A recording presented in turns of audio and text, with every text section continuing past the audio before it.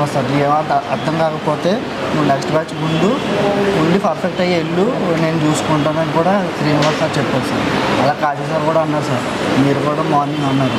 So మీకు ఎలాంటి problem లేదు సార్, మీరు ఎన్ని రోజులన్నా ఇక్కడ ఉండొచ్చు సార్, నాకు వచ్చింది సార్ నేను చేసుకోగలుగుతాను అంటే మీరు ఎక్కడికైనా వెళ్ళి షాప్ ఓన్గా పెట్టుకోవడం కానీ, అప్పుడు కూడా మేము మాకు సహాయం అంతా ఏదైతే చేయగలుగుతామో అది మా ద్వారా మీకు చేయడం అనేది జరుగుతుంది. సో ఓవరాల్గా హ్యాపీయా సార్ ఈ 20 రోజుల నుంచి?